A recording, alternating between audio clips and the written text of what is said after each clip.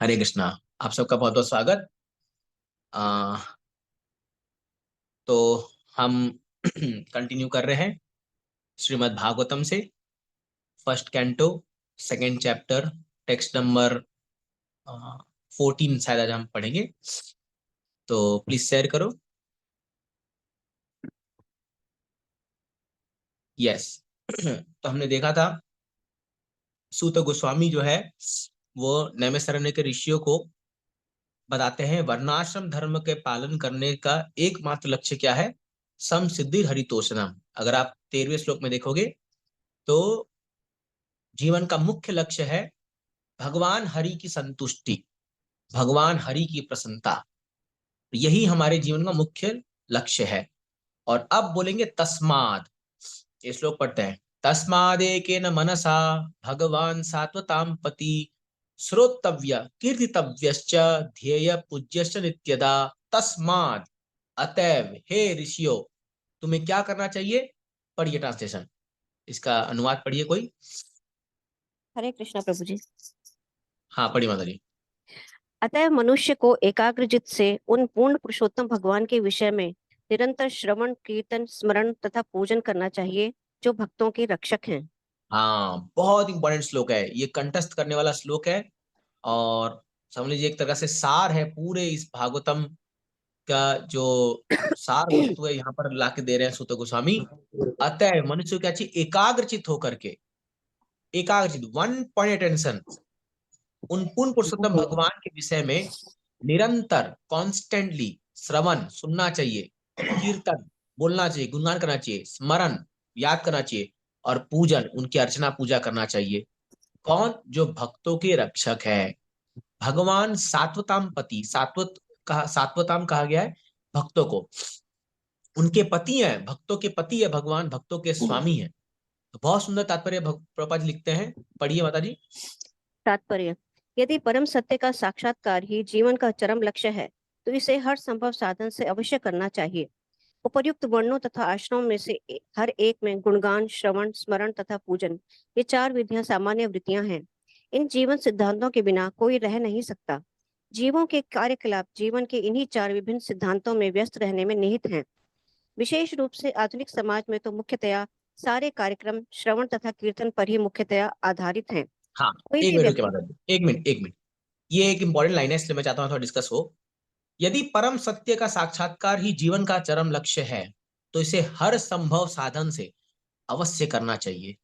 देखिए, पहली बात, हम लोगों को ये कन्विंस होना है कि I have to achieve Krishna consciousness. Achieve not in the sense मुझे कृष्ण का भक्त बनना है और मुझे कृष्ण के धाम जाना है। अगर ये एक बात आपके मन में और आपके जहन में उतर गई है बहुत अच्छी तरीके से, तो फिर आप इसके लिए कोई भी जो प्राइस है वो पे करने को तैयार हो जाओगे। कई बार लोग भक्त जब आते हैं भक्ति में, तो बाहरी चीजों से अट्रैक्ट होते हैं। फॉर एग्जाम्पल हमारे इस्कॉन में भी, तो अब इस्कॉन में भी क्या है, बहुत सुंदर विग्रह होते हैं, सुंदर दर्शन होते हैं, सुंदर मंदिर होता है, सुंदर प्रसाद होता है, कई सारे भक्त होते हैं, बहुत सारी चीजें होती है जो एक्सटर्नली ग्लैमरस दिखती है। ग्लैमरस मतलब बहुत बढ़िया सजावट, चमक धमक। जैसे जन्माष्टमी भी लोग आते हैं देखते हैं, ये उसका एक्सटर्नल ग्लैमर है। बट उसके अंदर क्या है, उसके अंदर है उसका ज्ञान, शुद्ध भक्ति, सेवा भाव, हाँ, अ, अच्छे गुण भक्तों के। इन चीजों तक बहुत कम लोग पहुंच पाते हैं।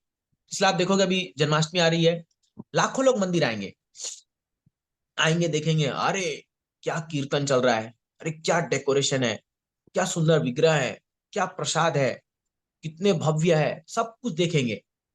वो देख के चले जाएंगे और बस वो बोलेंगे आज मजा आ गया, हम लोग इस्कॉन गए थे, घूम के आ गए। और वापस अपने घर में आकर के वही अपना दिन का चर्या शुरू कर देंगे, वही प्रजल्पा, वही टीवी देखना, वही सोना उठना, वही सब चीजें। उनके जीवन में कुछ ट्रांसफॉर्मेशन नहीं होता। तो ऐसा क्यों? जब इतने लाखों लोग आते हैं मंदिर में, तो इतने लोग भक्त क्यों नहीं बनते? क्योंकि वो केवल एक्सटर्नल ग्लैमर देख रहे हैं।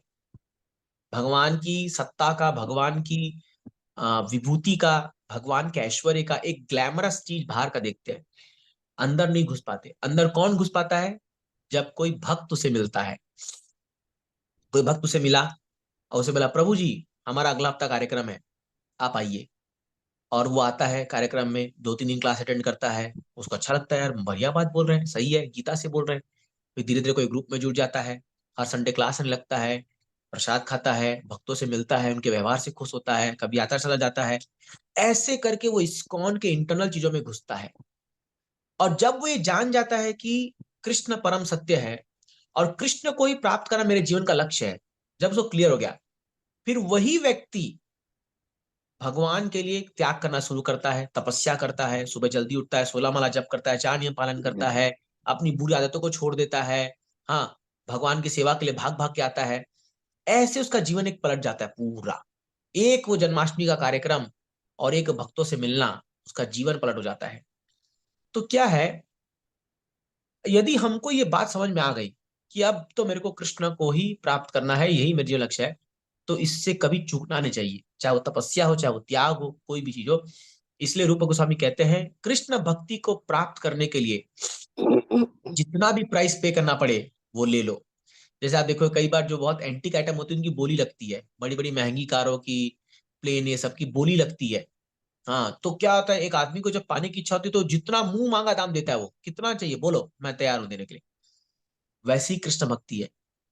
तो जब हमें कृष्ण भक्ति का ज्ञान हो जाता है, हम लोग को भी तैयार हो जाना चाहिए। बोलिए क्या करना पड़ेगा, अपने गुरु के पास जाकर के बोलिए मुझे कृष्ण प्रेम प्राप्त करने क्या करना पड़ेगा। और फिर जो बोलते हैं वो हमें करने को तैयार हो जाना चाहिए। इससे क्या होगा, आप देखोगे भगवान बड़े खुश होते हैं, अरे ये भक्त मेरे लिए इतना कुछ सहने को तैयार है। और भगवान उसका रिवार्ड सूद समेत आपको देंगे। वो भक्ति आपको फिर भगवान प्रदान करते हैं। तो इसलिए प्रभुपाद लिखते हैं हर संभव स्थिति में इसको प्राप्त करने का प्रयास करना चाहिए। और इसकी तरीका क्या बताया गया, केवल श्रवण कीर्तन। प्रभुपाद जी अभी श्रवण कीर्तन की महिमा के बारे में बताएंगे आगे। यस, आगे पढ़ते हैं।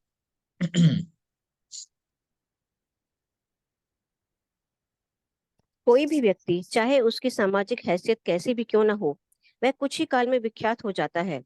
यदि दैनिक समाचार पत्र उसका गुणगान करते हों, चाहे ये गुणगान झूठे हों या सच। कभी कभी किसी दल विशेष के राजनीतिक नेताओं का विज्ञापन समाचार समाचार पत्रों में प्रसारित होता है, और ऐसे गुणगान की विधि से एक नगण्य व्यक्ति भी अल्प समय में महत्वपूर्ण बन जाता है। किंतु अयोग्य व्यक्ति के ऐसे झूठे प्रचार से न तो उस व्यक्ति का लाभ होता है न समाज का। भले ही ऐसे प्रचार की क्षणिक प्रतिक्रिया हो ले, किंतु इसका प्रभाव स्थायी नहीं होता। अतः ऐसे कार्य समय का अपव्यय है। गुणगान तो उन पूर्ण पुरुषोत्तम भगवान का करना चाहिए जिन्होंने हमारे समान सामने प्रकट होने वाली प्रत्येक वस्तु की सृष्टि की। हम इसकी विस्तृत व्याख्या भागवत के जन्माध्याय वाले प्रथम श्लोक के आरंभ में ही कर चुके हैं। अन्यों का गुणगान करने या अन्यों के विषय में सुनने की प्रवृत्ति को गुणगान के वास्तविक लक्ष्य परमेश्वर की ओर मोड़ना चाहिए। इससे सुख उपजेगा। हरे कृष्ण प्रभु। हाँ, थोड़ा सा डाउन कीजिए प्रभु जी, मुझे परपोर्ट थोड़ा दिखाइए एक बार। हाँ, परपोर्ट लाइए, देखिए यहाँ पर प्रभुपाद जी एक बात लिख रहे हैं कि, हाँ रुकिए, कोई भी व्यक्ति चाहे उसकी सामाजिक हैसियत जैसी भी हो, कुछ ही काल में विख्यात हो जाता है यदि उसके समाचार में उसका गुणगान हो, या गुणगान झूठे हो या सच हो। तो आप देखो कि एक पॉलिटिशियन होता है, उसके बारे में जैसा पत्रकार में आता है लोग वैसा उसको मान लेते हैं। तो इसीलिए ये प्रभुपाद जी यहाँ लिख रहे राजनीति नेता, इसीलिए आप देखिए इस दुनिया में प्रोपागेंडा है। जिस चीज के बारे में आप बचपन से सुनते हो, आपके मन में वही बैठ जाता है, हाँ यही सही है, यही सही है। जैसे फॉर एग्जाम्पल हम लोग बचपन में सुने कि हम सब बंदरों से आए हैं, और डार्विन थ्योरी हमारे मन में बैठ गया है ये चीज। और हम लोग जो है इस चीज को इतना गहन मान लिए है। आ, ओके, वीडियो क्वालिटी थोड़ा सा गड़बड़ा रहा है, 1 मिनट रुकिए।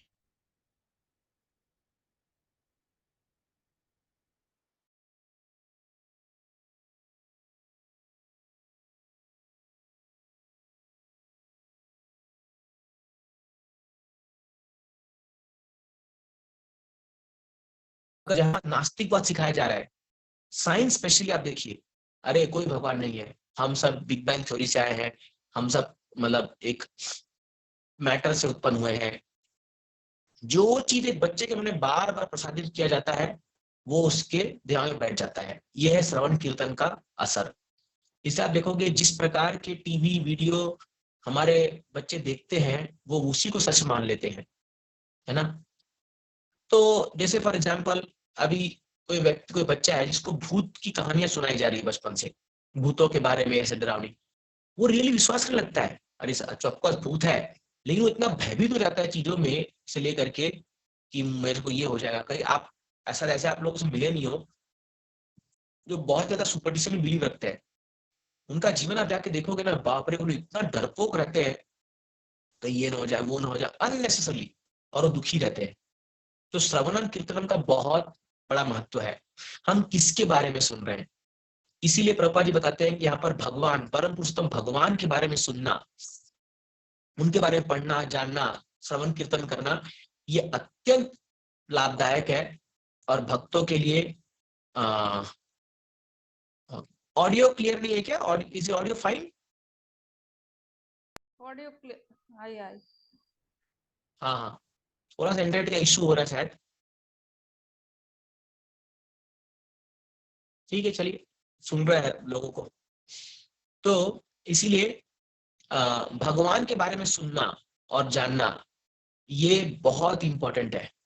हाँ, अच्छा, वीडियो इज ब्लैक, हाँ। हरे कृष्णा, ऑडियो हरे ब्रेक हो रहा है। कृष्ण प्रभु जी। ऑडियो बस यस, ब्रेक होके आ रहा है Prabhu ji. Okay okay okay okay okay, let me try something. I don't know why. एक मिनट रुके, थोड़ा सा लीजिए मेरे को।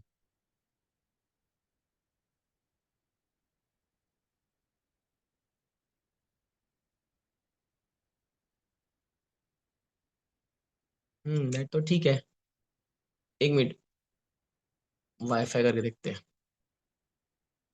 तो जी अभी वॉइस एकदम परफेक्ट हो गया है आई थिंक। अगर वीडियो ऑफ रखेंगे तो ऑडियो एकदम क्लियर रहेगा।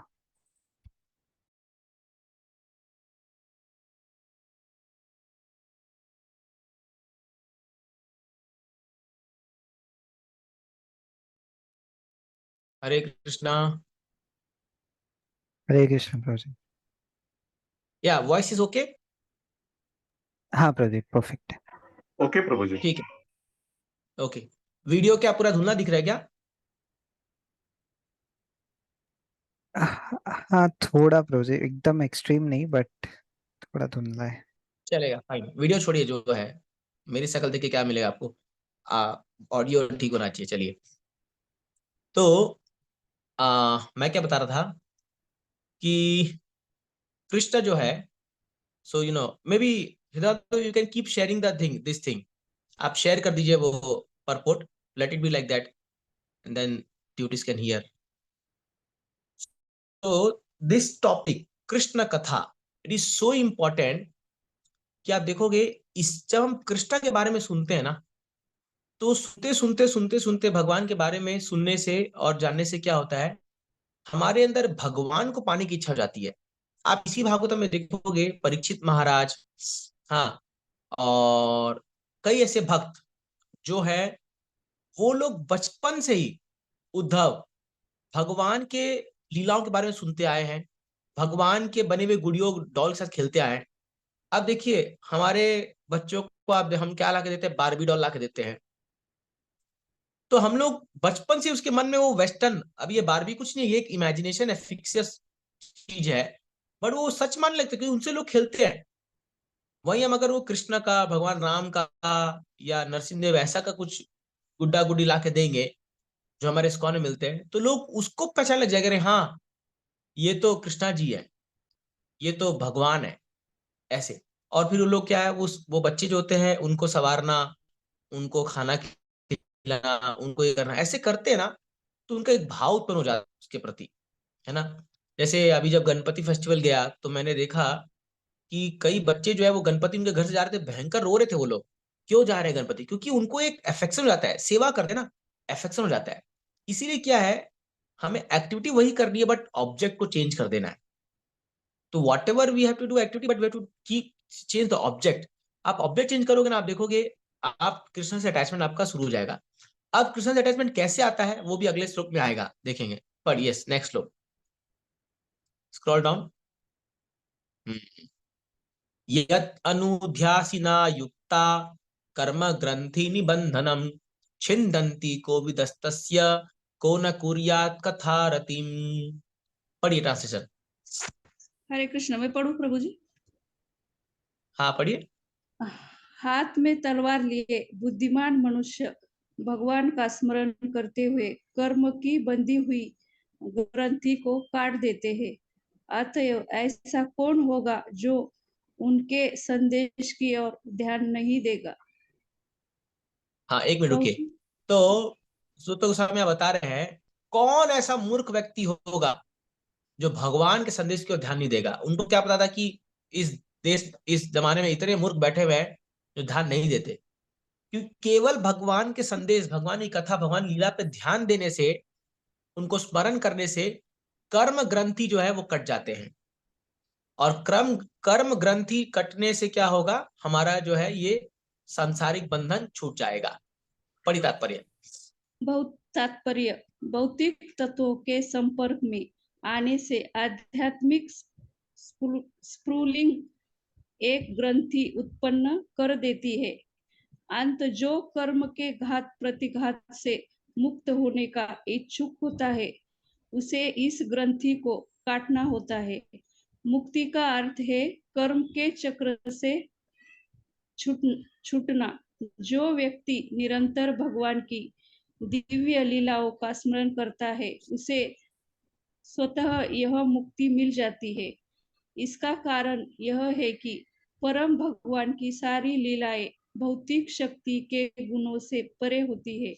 ये सारी दिव्य लीलाएं परम सर्वाकर्षक होती है और इस प्रकार भगवान के आध्यात्मिक कार्य का सतत सानिध्य बद्ध जीव को क्रमशः आध्यात्मिक बना देता है तथा सानिध्य से बद्ध जीव क्रमशः आध्यात्मिक बना देता है तथा अंत उसकी भौतिक बंधन की ग्रंथि विच्छिन्न हो जाती है। अतएव हाँ भव यस, वेट वेट वेट माता जी, रुक मिनट। तो बहुत इंपॉर्टेंट पैराग्राफ यहाँ बता रहे हैं। हम सब इस संसार में फंसे हुए हैं क्योंकि हमारी ग्रंथि बंधी हुई है। हम लोग कर्म चक्र में फंसे हुए हैं और जैसे से हम संसार में और कर्म करते जा रहे हैं हम और बंधते जा रहे हैं। इसीलिए भी क्या होता है, कई बार आप देखोगे लोग होता है एक बिजनेस किए, दूसरा किए, तीसरा किए, तो उनको बड़ा प्राउड होता है। अरे मेरे 5-5 बिजनेस चल रहे हैं, मेरे इतने फैक्ट्री चल रही है, मेरा इतना काम धंधा चल रहा है। पर उनको पता नहीं है कि जितने बिजनेस चल रहे हो उतने आप बंधन में फंस चुके हो। आपको इस संसार में से निकलने के लिए और समय लगता जाएगा, कई जन्म बीत जाएंगे क्योंकि आपकी ग्रंथि बहुत बड़ी। मान लो आप एक रस्सी से बंधे गए, फिर आप दूसरे रस्सी से बंध गए, तीसरे से बंध गए, तो छूटना कितना मुश्किल हो जाएगा। बट लोग क्या है, मूर्खता वो सोचते हैं कि माया के इस बंधन में जब हम फंसते जा रहे हैं, मतलब उनको मजा आता है, वाह मेरा 10 बिजनेस है, मेरा ये है, मैं 10 जगह ऑफिस है। लोग एक्सपैंड करते हैं ना, भेजते हैं ना एक्सटेंशन सेंटर अवर दिस। तो ऐसा लोग सोचते हैं। तो इसीलिए इससे मुक्ति प्राप्त करना मतलब क्या है, इन सभी बंधनों से छुटकारा प्राप्त होना। और ये पॉसिबल है भगवान की परम लीलाओं, भगवान की दिव्य लीलाओं का स्मरण करने से, उनके श्रवण करने से ऑटोमेटिक छूट जाएगा ये बंधन। जस्ट श्रवण करने से भगवान लीलाओं का, क्योंकि भगवान की लीलाएं जो है जन्म कर्म चमे दिव्यम एवं यो वेति तत्वतः त्यक्त्वा देहम पुनर्जन्म नयति मामित अर्जुना। भगवान के जन्म और कर्म दिव्य है। एवं यो वेद तत्व, जो तत्व में इसको जानता है वो दोबारा जन्म नहीं लेगा। केवल जानने मात्र से आप सोचिए कितना गजब का ये। मतलब आप अगर हर दिन कृष्णा बुक पढ़ रहे हैं, भगवान लीला को स्मरण कर रहे हैं, याद करें, किसी को बखान कर रहे हैं, सुन रहे हैं, आप अपनी ग्रंथियों को टूट छोड़ते जा रहे हो। और ऐसा करते करते करते करते करते एक दिन आएगा जब पूरा छिंदंती को सारा जो है कर्म ग्रंथि खत्म हो जाएगा, कर्मानि निर्दहति किंतु जब भक्ति भाजम, ये जल के भस्म हो जाएंगे and then we are liberated. हम फिर मुक्त अवस्था में जाने के लिए तैयार हो जाते हैं। पढ़िए आगे वाला था, आगे परपुट कोई और पढ़ना चाहेगा? हरे कृष्ण प्रभु जी। हाँ पढ़िए माता जी, नेक्स्ट आते हैं। जी। अतएव भवबंधन से मुक्ति मिलना भक्ति का गौण फल है। केवल आध्यात्मिक ज्ञान की प्राप्ति से ही मुक्ति निश्चित नहीं होती। ऐसे ज्ञान के ऊपर भक्ति का लेप चढ़ाना जरूरी है, जिससे अंततः भक्ति की ही प्रधानता बनी रहे। तभी मुक्ति संभव होती है। जहाँ तक कि सकाम कर्मी के कर्म भी यदि वे भक्ति से लेपित हों तो उन्हें मुक्ति की ओर ले जा सकते हैं। भक्ति से लेपित कर्म कर्मयोग कहलाता है। इसी प्रकार भक्ति से लेपित अनुभव गम्य ज्ञान ज्ञानयोग कहलाता है। किंतु शुद्ध भक्ति योग ऐसे कर्म तथा ज्ञान से स्वतंत्र है, क्योंकि यह अकेले न केवल बद्ध जीवन से मोक्ष दिलाने वाला है, अपितु भगवान की प्रेमा भक्ति भी प्रदान करने वाला है। ओके, अतएव थैंक यू माता जी। तो जी, हरे एक कृष्ण। मिनट रुकिए, थोड़ा सा इसका एक्सप्रेशन देख लेते हैं। तो भक्ति जो है वो हालांकि स्वतंत्र है, लेकिन हम जैसे आप सब बहुत लोग, आप लोग गृहस्थ आश्रम में हैं, तो आपको कर्म तो करना ही पड़ेगा। हाँ, जैसे आप ऑफिस जाते हैं, कार्य करते हैं, पैसा कमाते हैं, बट अगर उस पे भक्ति के लेपित, अगर उसमें भक्ति का लेप लग जाए तो कर्म योग बन जाता है। और उसी प्रकार ज्ञान में अगर भक्ति का लेप लग जाए तो ज्ञान योग बन जाता है।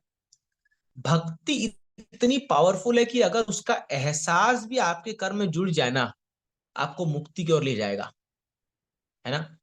तो बट शुद्ध भक्ति जो केवल भक्ति है, वो आपको जीवन से ऐसी ऑलरेडी लिबरेटेड करा सकता है, आपको जीवन मुक्त ऑलरेडी वो दे सकता है। लेकिन शुद्ध भक्ति जो है भगवान की प्रेम प्रदान करता है। देखो, मुक्ति और प्रेम भक्ति दोनों में अंतर होता है।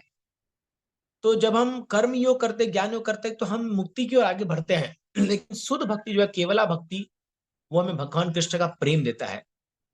इसीलिए जो भगवान के महान भक्त होते हैं, वो लोग कभी भी जो है इवन लिबरेशन का भी वो लोग चिंता नहीं करते हैं।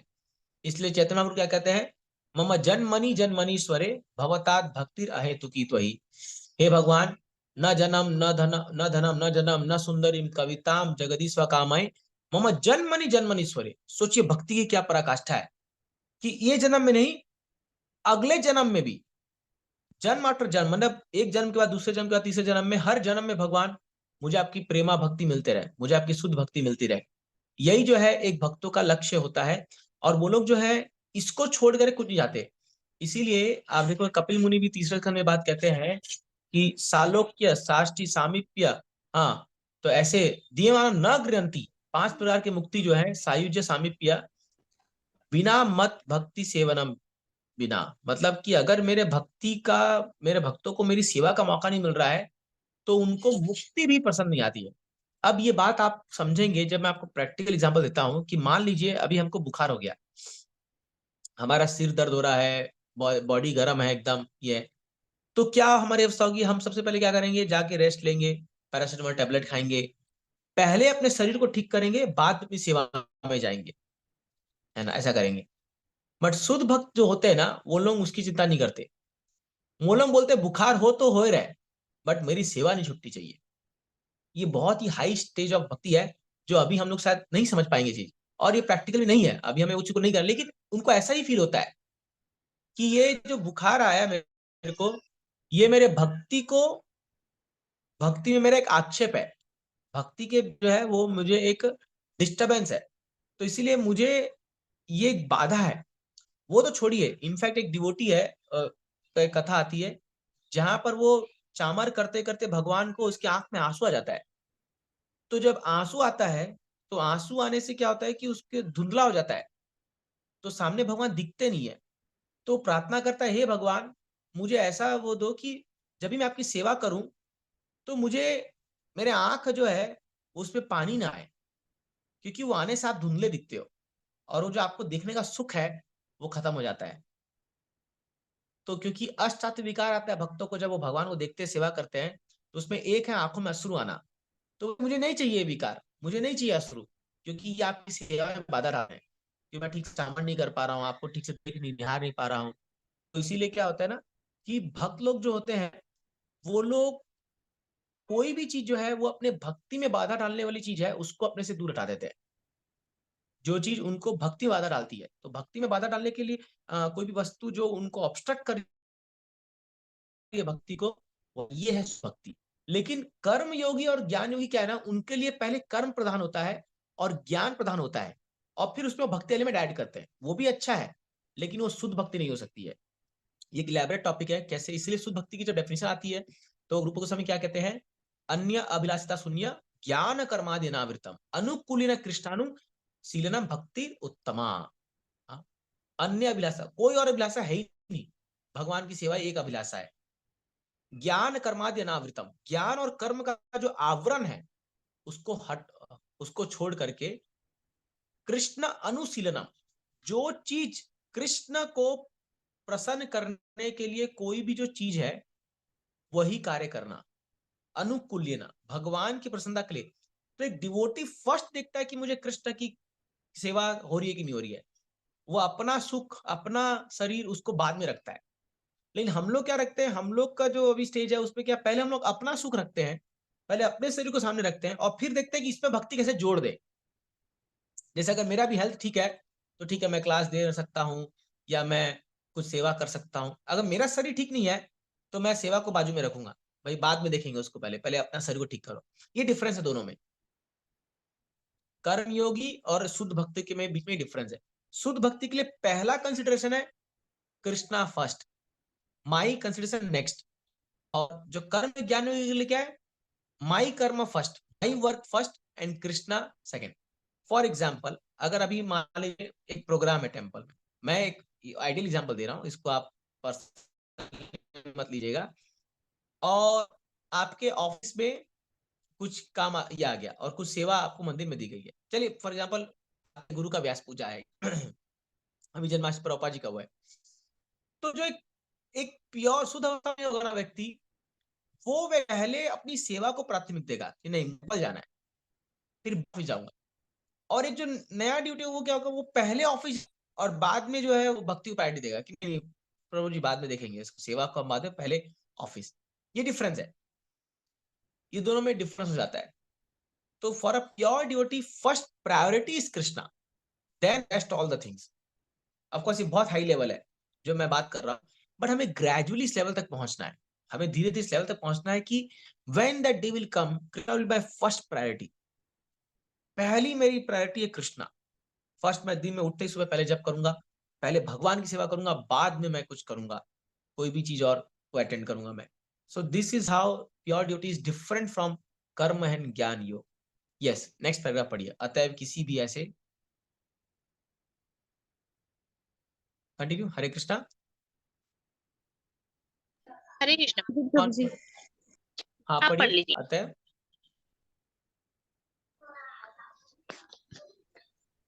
अतएव किसी भी ऐसे विवेकशील व्यक्ति को जो मध्यम स्तर के अल्पज्ञ व्यक्ति से ऊपर है, उसे भगवान के बारे में श्रवण करके, उनका गुणगान करके, उनका ध्यान तथा पूजन करके निरंतर उनका स्मरण करना चाहिए। भक्ति की यही सम्यक विधि है। वृंदावन के गोस्वामी, जिन्हें श्री चैतन्य महाप्रभु ने भक्ति उपासना पद्धति का उपदेश देने के लिए अधिकृत किया था, इस नियम का दृढ़ता से पालन करते रहे और उन्होंने हमारे लाभ के लिए दिव्य विज्ञान का प्रभुत साहित्य तैयार किया। उन्होंने विभिन्न वर्णों तथा आश्रमों के लोगों के लिए श्रीमद् भागवत तथा ऐसे ही अन्य प्रामाणिक शास्त्रों के आधार पर विविध मार्ग बनाए हैं। Hare Krishna. Yes, thank you.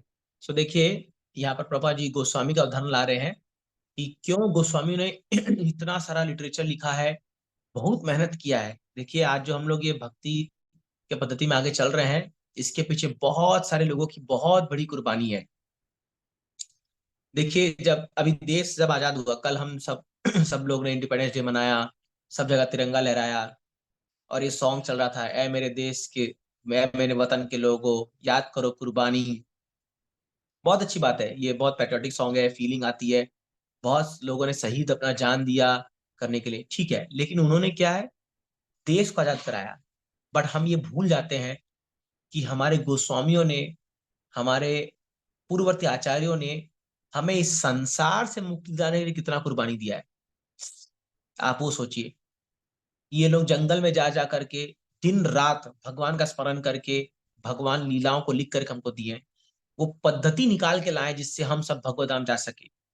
तो क्या इनकी कुर्बानी वो नहीं है? और जबकि ये हमें, आप सोचिए, इस संसार के चक्र से निकालने के लिए ये सब मेहनत की है। शिला प्रभुपाद जी कुर्बानी देखिए, सैक्रिफाइस।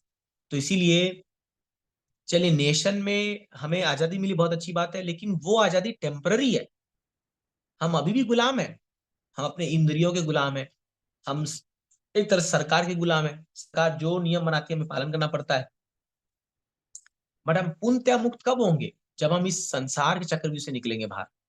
और ये होगा ये जो तरीका में बताया है, ये हमारे आचार्यों ने बताया है, हमारे गोस्वामी, हमारे पूर्ववर्ती आचार्य शिला प्रभुपाद, और ये जो महान आचार्य है, इन लोगों की कृपा से जो है हम लोगों को ये जानने को मौका मिला है कि संसार से कैसे हम बाहर निकल सकते हैं। इसीलिए उद्धव 11वें स्कंद में भगवान का गुणगान करते एक बहुत सुंदर श्लोक कहते हैं और बोलते हैं, हे भगवान, मैं आपकी कहां तक महिमा गाऊं, मैं कैसे आपका गुणगान करूं। आप अलग अलग प्रकार से हमारे जीवन में आकर के हम लोगों का उद्धार करने के लिए प्रयास करते हैं। आप खुद अवतार लेते हैं, आप ग्रंथों का वितरण कराते, ग्रंथों के प्रकाशन कराते हैं, ग्रंथों का प्रचार कराते हैं, और आप अपने ही भक्तों के रूप में आ जाते हो। मतलब भगवान ही है जो अपने भक्त रूप में हम तक पहुंचते हैं। तो जो भी भक्त हमें भक्ति में आगे बढ़ा रहे हैं, हमें सहायक कर रहे, प्रयत्न करें, आप ये सोचिए कि भगवान ही वो रूप लेके आ रखे हैं। रूप इन द सेंस उनको इंस्पायर कर रहे हैं आपको इंस्पायर करने के लिए। Means Krishna is working through them to help you to go back to God.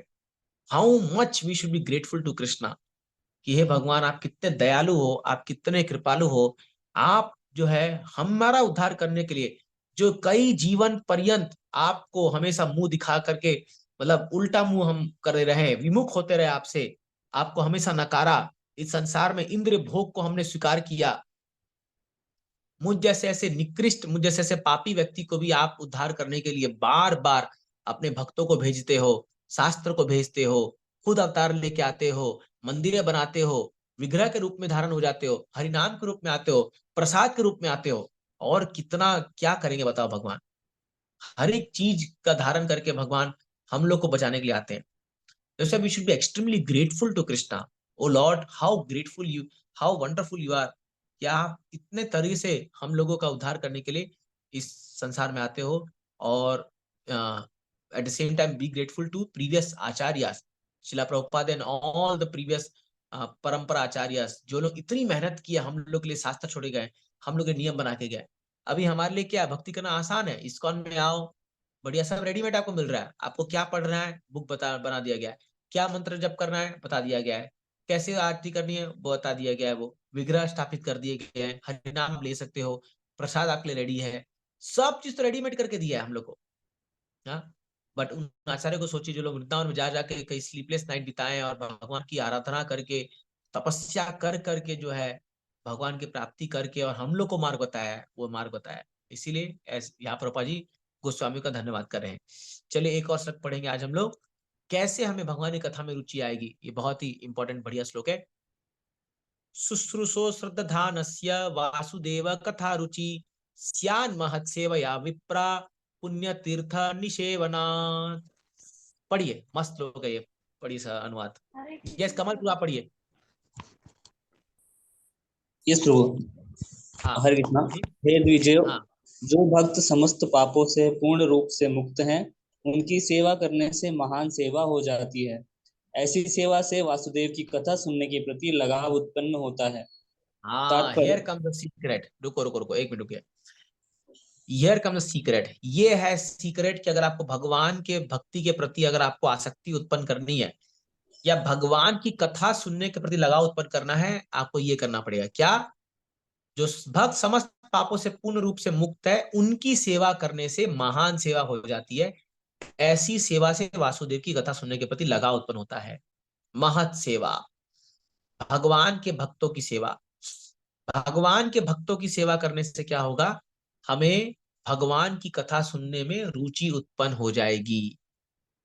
This very very important श्लोक। यस, पढ़िए तात्पर्य। तात्पर्य, जीव के बद्ध जीवन का कारण भगवान के विरुद्ध विद्रोह है।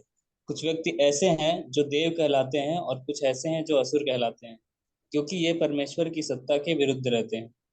भगवत गीता के 16वें अध्याय में असुरों का विशद वर्णन किया गया है, जिसमें कहा गया है कि उन्हें जन्म जन्मांतर अज्ञान की निम्नतर अवस्थाओं में रखा जाता है, अतः उन्हें पशु योनियों में रहना होता है, जिससे उन्हें परम सत्य भगवान की कोई जानकारी नहीं रहती। ये असुर भगवान की इच्छानुसार उनके मुक्त सेवकों की कृपा से विभिन्न देशों में धीरे धीरे ईश्वर चेतना में परिशोषित किए जाते हैं। ईश्वर के ऐसे भक्त भगवान के अंतरंग पार्षद होते हैं, और जब वे चेतना को ईश्वर विहीन होने के खतरे से बचाने के लिए आते हैं, तो वे ईश्वर के शक्तिशाली अवतार, उनके पुत्र, उनके दास या उनके पार्षद कहलाते हैं। किंतु इनमें से कोई भी मिथ्या तौर पर अपने को ईश्वर नहीं कहता। यह तो असुरों द्वारा घोषित निंदा है, और ऐसे असुरों के दानवी अनुयायी भी इन बहुरूपियों को ईश्वर या उनका अवतार मान लेते हैं। प्रामाणिक शास्त्रों में भगवान के अवतार के विषय में निश्चित जानकारी मिलती है। जब तक प्रामाणिक शास्त्रों से पुष्टि न हो ले, तब तक किसी को ईश्वर या ईश्वर का अवतार नहीं मानना चाहिए। हाँ, रुकिए वास्तव रुकिए। तो यहाँ पर प्रभुपाद जी बता रहे हैं कि जब एक व्यक्ति भगवान के ईश्वर विहीन होकर के मनमानी काम करता है, तो वो विभिन्न प्रकार के निम्न योनियों में चल जाता है। वो और पशु समान बन जाता है। इवन इवन जो लोग भगवान के नियम को नहीं मानते, उनको द्विपाद पशु कहते हैं, दो टू लेगेड एनिमल। बट ऐसे लोगों का उद्धार करने के लिए ऐसे भगवान के महान भक्त जो है, वो लोग समाज में जाते हैं और वो भगवान के नित्य पार्षद होते हैं, और वो लोग जाकर के उनको ईश्वर चेतना को डेवलप करते हैं, है ना। बट वो लोग जो है महान भगवान के अवतार हो सकते हैं, भगवान के दास या भगवान के पार्षद। बट कई लोग जो होते हैं अपने आप को अवतार मान लेते हैं, लेकिन अवतार वो होते नहीं है। तो ये बहुत इंपॉर्टेंट है। इसलिए प्रभुपाद जी को एक बार जब पूछा गया कि Prabhupada, what qualification do we have to serve, to do bhakti, क्योंकि प्रभुपाद जी जब अमेरिका गए तो वहां पर जो लोग थे वो इतने पाप में लगे हुए थे, जो चार नियम करते वो चार नियम को भर के तोड़ते थे वो लोग। तो इतने पापी हो चुके थे वो, उनके लिए असंभव था। उसने पूछा, प्रभुपाद हम कैसे भक्ति कर पा रहे हैं? वो बोले, you have no qualification, I am giving you the qualification to perform bhakti. तो क्या होता है, जब एक महान भक्त की इच्छा होती है, हे भगवान इन सभी पापी जीव आत्माओं का उद्धार करो, इनको भक्ति प्रदान करो। अगर किसी महान भक्त ने आप पर प्रसन्न होकर के आपको ये आशीर्वाद दे दिया, आपका जीवन उद्धार हो गया। इसीलिए भक्तों को प्रसन्न करने के लिए प्रयास करना चाहिए। एक बात आप जान लीजिए कि भक्ति में आगे बढ़ने का सबसे मुख्य साधन है भगवान के भक्तों को प्रसन्न करने का प्रयास कीजिए। देखिए, हमारे अंदर खुद अपना अहंकार है, ईगो है, एंगर है, क्रोध, काम, क्रोध, ये सब अनर्था है, हम सब जानते हैं वो है, और वो हमारे रिश्तों में बहुत आड़े आते हैं। कोई बात नहीं, फिर भी ये जान के रखिए कि बिना भक्तों के हमारे कोई गति नहीं है। भक्त हमारे जीवन के इतने अहम हिस्से होते हैं कि इनको खुश करने के लिए हम लोग को जो भी करना पड़े हमें करना चाहिए, अपने सीमा तक जो भी है, क्योंकि इनकी प्रसन्नता से भगवान खुश हो जाते हैं। इसलिए भगवान अर्जुन को कहे ना पुराण में कि हे अर्जुन, जो लोग मुझे अपना भक्त मानते हैं वो मेरे भक्त नहीं है, बट जो मेरे भक्तों के भक्त है वो एक्चुअली मेरे भक्त है ना। तो इसलिए खुद चैतन्य महाप्रभु ने कहा, ना मैं विप्रो, मैं कोई सन्यासी नहीं, मैं कोई ब्राह्मण नहीं, कोई क्षत्रिय नहीं, कोई वो नहीं, गोपी भर्तु पद कमले और दास दास दासानुदास। वो जो गोपी के भरता है भगवान कृष्ण, उसके पद कमल, उनके चरणों के दासों के दासों के दासों के दासों का दास हूं मैं। I am the servant of the servant of servant. चार दास दास दासानुदास, 4 बार बोला गया दास। तो ये हमारी स्थिति है एक्चुअली, अगर हम एक्चुअली भक्ति करनी है। लेकिन होता क्या है, जब भक्ति करते हैं तो एक प्रकार का अहंकार भी आता है हमारे मन में। वो अहंकार क्या आता है? ज्ञान का अहंकार, भक्ति निमित्त अहंकार। अरे मैं बहुत अच्छा भक्ति कर रहा हूँ, मुझे तो बहुत नॉलेज है, मैं शास्त्र जानता हूँ, अच्छा कीर्तन करता हूँ, अच्छा लेक्चर देता हूँ, मैं अच्छा मैनेजमेंट करता हूँ। ये अहंकार, ये अहंकार फिर जो ये भाव है दास दासानुदास, इसको खत्म कर देता है। और हमारे तो बॉस बॉस बॉसानु बॉस का फीलिंग आ जाता है। आई एम बॉस, मैं जो बोलूंगा वो होना चाहिए। ये मुझे प्रणाम नहीं कर रहा, अरे ये मेरा वैल्यू नहीं कर रहा है, मुझे नहीं समझ रहा है। और ये हमारी भक्ति के लिए नाश हो जाता है। तो इसलिए क्या है, we have to understand we are made up of mercy of devotees. हमारी पूरी भक्ति भक्तों की कृपा पर निर्धारित है। ये बात हम लोग को बहुत गांठ बांध लेनी है और हृदय में रखनी है। What ever I am today, आज मैं जो भी हूं, ये भक्तों की कृपा से है। अगर भक्त नहीं होते, मैं आज एक माला भी जप नहीं कर सकता था। ये संभव नहीं है। आज जो हम लोग माला पकड़े हुए बैठ जा रहे हैं, जो हम लोग माला कर पा रहे हैं, 2 4 6 8 10 12 14 16 जो भी है, वो सब भक्तों की कृपा से हो रहा है। किसी भक्त ने आपके लिए प्रार्थना किया है, किसी भक्त ने आप पर कृपा की है, उसकी इच्छा हुई है, तब जाके आप भक्ति कर रहे हो। बिना भक्तों की इच्छा के हम भक्ति भी नहीं कर सकते। ये प्रभुपाद जी की इच्छा है, इस्कॉन जो फ्लरिश कर रहा है, केवल डिजायर। क्योंकि जब एक शुद्ध भक्त डिजायर कर लेता है, इस पर तो कृपा होनी है। जैसे नारद मुनि, जब उन्होंने सोच लिया कि मेरे को मृगारी को भक्त बनाना है, मेरे को जो अंगुलीमाल को भक्त बनाना है, बस उसी समय भगवान कर देते हैं, yes done, because my pure duty of desire. क्योंकि भगवान अपने शुद्ध भक्तों की इच्छा को कभी खाली नहीं जान देंगे, कभी नहीं।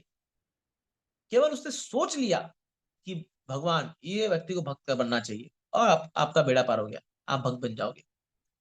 This is Krishna consciousness. ये इसीलिए आप देखिए नारद मुनि के उपाख्यान में, जब वो बच्चे थे, तब 4 जो है परमहंस उनके घर आए थे चतुर्मासी के दिनों में। क्या किया? वो तो बच्चा था, उसको कुछ पता नहीं था। वो जाके केवल उनका जूठन खाता था।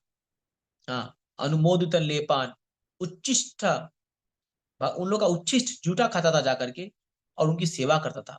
तो नारद मुनि बताते हैं, आप इसी हम फर्स्ट टाइम में पढ़ेंगे, बहुत सुंदर पास्ट टाइम है वो, कि कैसे नारद मुनि उन 4 परमहंस, जो 4 ऋषि आए थे, 4 भक्त आए थे भगवान के, वो लोग आपस में कथा कीर्तन करते थे। बट नारद मुनि को पता समझ में आता था क्या बोल रहे हैं लोग। बट नारद मुनि क्या, उनका टाइम पे उनको उनकी माँ कुकिंग करती थी, वहां करके पत्तल बिछा करके उनको भोजन परोसता, फिर पत्तल को उठा के रख देना, वहां क्लीनिंग कर देना, उनके लिए व्यवस्था कर देना, सब कुछ करना, उनकी सेवा करना। जस्ट ये बालक, ये 4 महीने उनकी सेवा किया, क्या फल मिला इसको आप देखिए। ये चारों भक्तों ने इसको ऐसा आशीर्वाद दिया, इसके हृदय में भगवान स्फुरित होने लगे, और जो है इसको भगवान निरंतर स्मरण होने लगे, और ये पागलों की तरह जो है भगवान की खोज में निकल पड़ा। तो उस समय क्या है, प्रकृति के उसके कारण या जो भी हो, उसकी माँ का देहांत हो गया थोड़े दिनों में, और ये वही घर को, माने माँ के शरीर को वहां पर अंतिम संस्कार दे करके अपना निकल पड़ा, अपना आगे अपना जो है खोज में निकल पड़ा भगवान को। और ये आगे जाके नारद मुनि बनते हैं। भगवान इसको प्रकट होकर बोलते हैं, हे नारद, मैं तुम्हें अभी दर्शन दे रहा हूँ, लेकिन अभी मैं तुम्हें से ओझल हो जाऊंगा, लेकिन मैं तुम्हारे अंदर और तीव्रता चाहता हूं कि तुम मुझे प्राप्त करने के लिए और इच्छुक हो जाओ। और फिर नारद मुनि जो है वो भगवान, वो परमहंस को बताया हुआ जो भी वो सीखा उनसे, उसको स्मरण करके भगवान की प्राप्ति करते हैं। तो ये है भक्तों की सेवा करने का फल। कौन सा भक्त किस दिन आपसे खुश हो जाए, छोटी छोटी सेवा से, डिटेल्स, छोटी छोटी सेवा से हम डिवोटी को कर खुश करेंगे, आपका भक्ति में आगे बढ़ेगा। ये एकदम बाण है, मतलब बोलते हैं ना जो बाण इलाज, एकदम जो मैं कई बीमारियों बोलते हैं ना, एकदम सटीक बाण है ये इलाज का। ये भक्ति का सूत्र है। Try to please devotees, try to serve devotees. भक्तों की सेवा करो, भक्तों के अब जो भक्त हमको कुछ भी बोले, जैसा भी करे, अपमानित करे या जो करे, भैया हमें भक्तों के साथ रहना है, दैट्स ऑल। हमें भक्तों का संग चाहिए, दैट्स ऑल। भगवान यही करो। आप पूरे भागवत में पढ़ लो, जितने भी लोगों ने भगवान से प्रार्थना किया है, चाहे वो ध्रुव महाराज हो, प्रहलाद महाराज हो, कुंती महारानी हो, कोई भी बड़ा महान भक्त प्रार्थना के क्या प्रार्थना करता है, हे भगवान मुझे शुद्ध भक्तों का संग दो। हे भगवान, यदि मैंने कुछ आपके लिए सेवा कुछ भी किया है, मुझे महान भक्तों का संग प्रदान कीजिए। आप देखिए कॉमन प्रार्थना है, सबका प्रार्थना देख लीजिए। This is what they desire, association of pure devotees. That is the value of association. Yes, पढ़िए आगे नेक्स्ट पैराग्राफ। सर आखिरी है, फिर हम Yes. एक मिनट, कोई माता जी पढ़ना चाहती थी ना पहले, आपके पहले शी कैन रीड। हाँ पढ़िए माता जी। वास्तव में जो भक्त भगवान भगवत धाम, भगवातम जाने से भगवत धाम, भगवत धाम जाने के इच्छुक है, उन्हें चाहिए कि भगवान के सेवकों को भगवान के रूप में माने। भगवान के ऐसे दास महात्मा या तीर्थ कहलाते हैं और वे विशिष्ट देश काल के अनुसार उपदेश देते हैं। भगवान के सेवक लोगों को भगवत भक्त बनाने के लिए प्रेरित करते हैं। वे कभी यह सहन नहीं कर सकते कि कोई उन्हें ईश्वर कहे। यद्यपि श्री चैतन्य महाप्रभु प्रामाणिक शास्त्रों के निर्देश अनुसार साक्षात भगवान थे, किंतु वे भक्त की तरह बने रहे। जो लोग उन्हें ईश्वर रूप में जानते थे, वह उन्हें ईश्वर कहकर पुकारते थे, किंतु तब वह अपने कानों को हाथों से बंद करके भगवान विष्णु के नाम का कीर्तन करने लगते थे। वह स्वयं को ईश्वर कहलाने का घोर विरोध करते थे। यद्यपि वह निसंदेह साक्षात भगवान थे। भगवान हमें उन धूर्तों से आगाह करने के लिए ऐसा आचरण करते हैं जो अपने को ईश्वर कहलवाते हैं।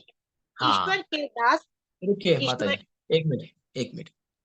तो यहाँ पर प्रभा जी बता रहे हैं कि जो लोग भक्त होते हैं वो कभी भी अपने आप को ईश्वर नहीं कह जाते। इसलिए जब हम लोगों को बोलते हैं, हम क्या बोलते हैं? दास। जब अगर मैं किसी को संबोधित कर रहा हूं तो मेरा नाम क्या है? सौरी चैतन्य दास। अगर मैं आपके बारे में किसी को संबोधित करूं तो मैं क्या बोलूंगा? ये है प्रभु जी, ये है माता जी। मैं अपने आप को प्रभु जी नहीं बोल सकता। I am not Prabhu, I am servant. मैं दास हूं, मैं मास्टर नहीं हूं, है ना? तो इसलिए क्या है, हमें ये दासत्व की भावना को स्वीकार करना चाहिए। That is more important. ईश्वर की भाव जब हमारे अंदर आ जाती है कि मैं ईश्वर हूं, मैं तो स्वामी हूं, ये हमारे लिए घातक है। स्वयं चैतन्य महाप्रभु खुद भगवान थे, लेकिन कभी भी उन्होंने इस भाव को स्वीकार नहीं किया। और जब भी कोई उनको भगवान बोलता था, वो अपने कान को पकड़ के विष्णु विष्णु विष्णु करके भागते थे। तो इसीलिए जो लोग अपने आप को भगवान कहने की बात कहते हैं, वो लोग प्रामाणिक गुरु नहीं हो सकते हैं, है ना? तो इसलिए भगवान का स्थान भगवान का है, हम केवल दास है, ये हमारी भावना होनी चाहिए। Yes, next. कोई और पढ़ना चाहता है? ईश्वर के दास। ईश्वर के दास। प्रभु जी मैं पढ़ूं? हाँ पढ़िए। ईश्वर के दास ईश्वरी चेतना का प्रसार करने के लिए आते हैं। बुद्धिमान लोगों को चाहिए कि वे उनके साथ हर तरह से सहयोग करें। भगवान अपनी प्रत्यक्ष सेवा की अपेक्षा अपने दास की सेवा किए जाने पर अधिक प्रसन्न होते हैं। भगवान तब अत्यधिक प्रसन्न होते हैं जब वे यह देखते हैं कि उनके भक्तों को समुचित आदर हो रहा हो, क्योंकि वे भगवान की सेवा में के लिए सभी प्रकार के कष्ट उठाते हैं। अतः वे अत्यंत प्रिय होते हैं। अतः वे उन्हें अत्यंत प्रिय होते हैं। भगवत गीता के श्लोक नंबर में भगवान घोषित करते हैं कि उन्हें उस भक्त के समान अन्य कोई प्रिय नहीं है जो उनकी महिमा का प्रचार करते हुए अपना सर्वस्व संकट में डालता है।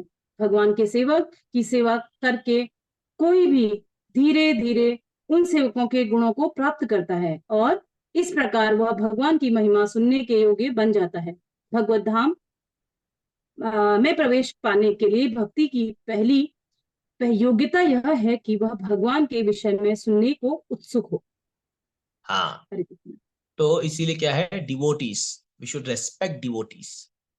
भगवान कभी भी अपने भक्तों का अनादर पसंद नहीं करते हैं, क्योंकि एक भक्त जो है वो भगवान की सेवा के लिए अपना सर्वस्व निछावर करके अपने जीवन को बहुत रिस्क की पोजीशन में डालता है और खतरे में डाल करके वो दूसरों का उद्धार करने के लिए मेहनत करता है, परिश्रम करता है। इसलिए भगवान बहुत प्रसन्न होते हैं। जो लोग खासकर प्रचार करते हैं, भगवान उनसे बहुत खुश होते हैं। भगवान गीता में बोलते हैं ना, न च तत्वान मनुष्येषु कश्चिन में प्रियकृत्तमा। जब हम दूसरों बद्ध जीवात्माओं को भक्त बनाने के लिए प्रयास कर रहे हैं, प्रचार करने के लिए, तो भगवान बहुत खुश होते हैं कि अरे देखो, ये मेरा सहायता कर रहा है बद्ध जीवात्माओं को मुझ तक लाने के लिए।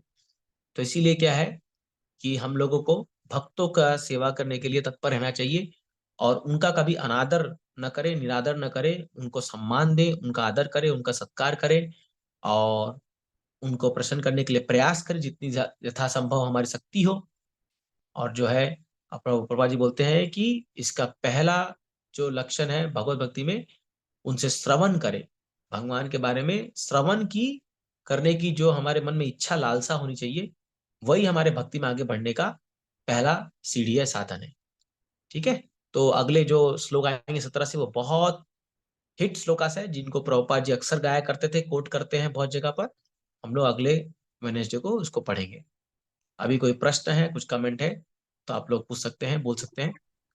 10 हरे मिनट कृष्णा लगभग प्रभु करेंगे। जी, हाँ प्रभु जी बताइए। दंडवत प्रणाम। इसी हाँ। श्लोक के तात्पर्य में कोट किया गया है कि भगवान के अंतरंग पार्षद समाज को ईश्वर विहीन बचाने के लिए आते हैं। तो जब भी भगवान है उनके पार्षद आते हैं तो किस प्रकार के बद्ध जीवों का सिलेक्शन करते हैं, किनका उद्धार करते हैं?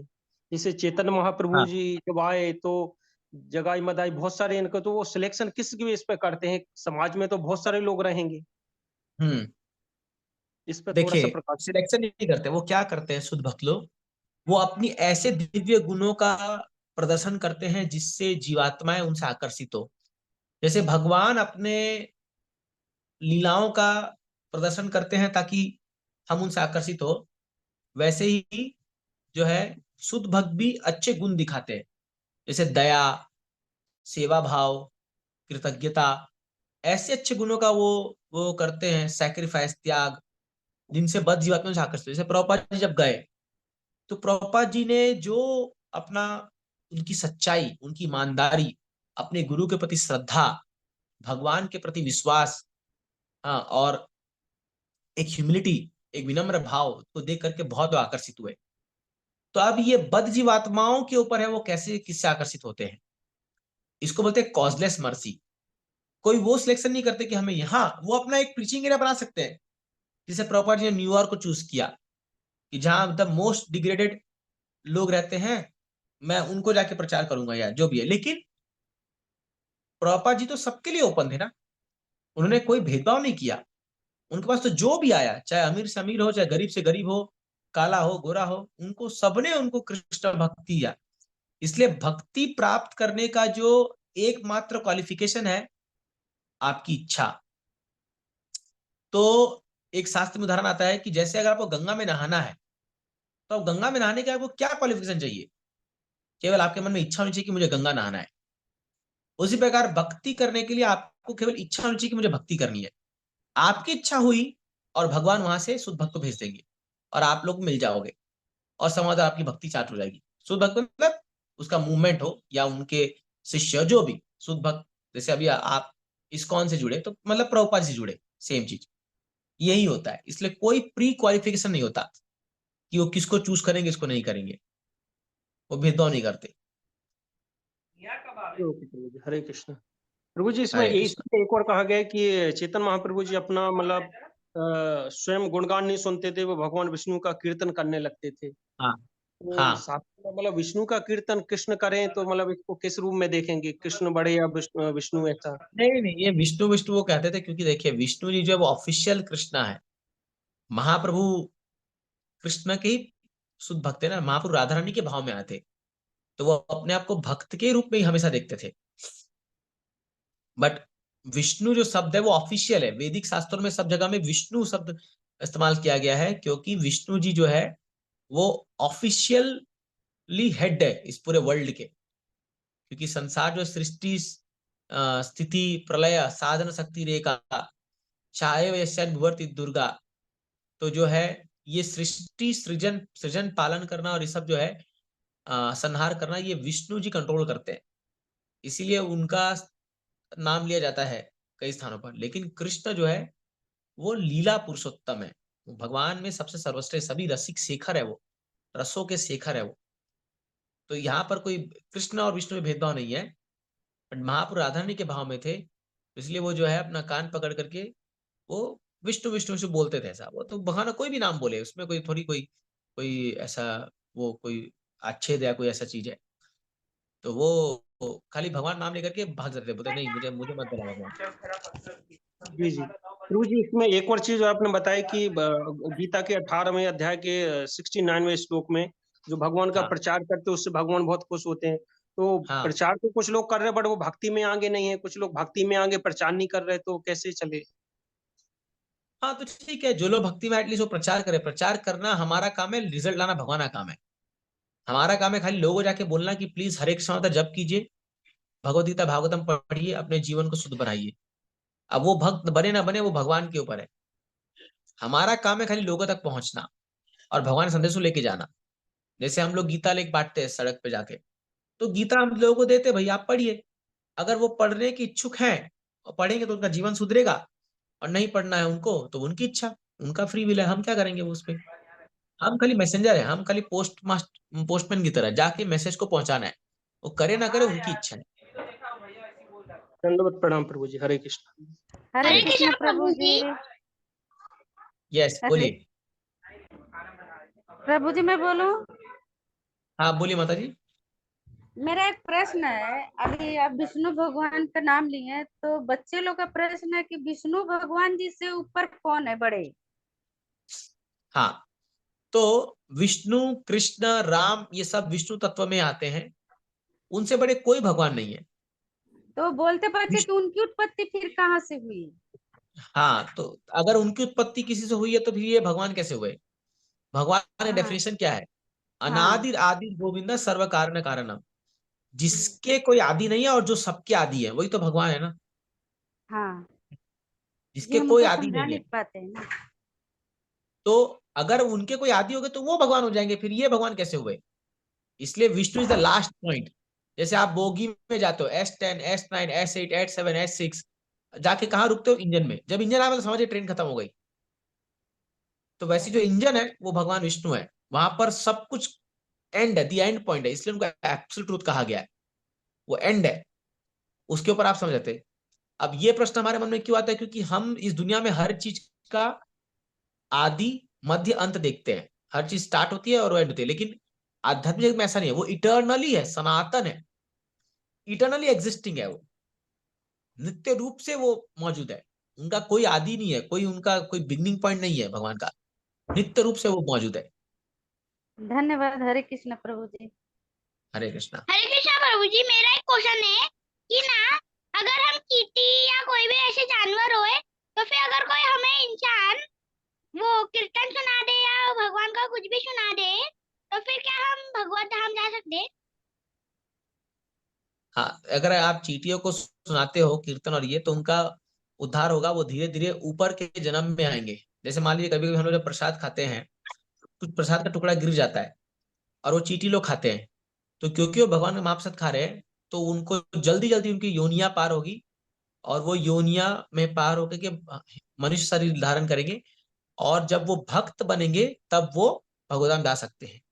बिना मनुष्य योनि में आए भगवदाम जाना कठिन है। यस, लेकिन स्पेशल केसेस है जहां पर भगवान की इच्छा से भगवान ने इवन कुत्तों जानवरों को भी चैतन्य महाप्रभु ने भक्त भगवदाम भेजा है डायरेक्टली। ये विशेष कृपा है। लेकिन इन जनरल रूल क्या है? मनुष्य जन्म में आके ही भक्ति करके भगवदाम जा सकते हैं। यस, लेकिन फायदा होगा। इसलिए भक्ति ठाकुर एक प्रार्थना में कहते हैं कि कीट जन्म यदि हो तू तब तुआ दास।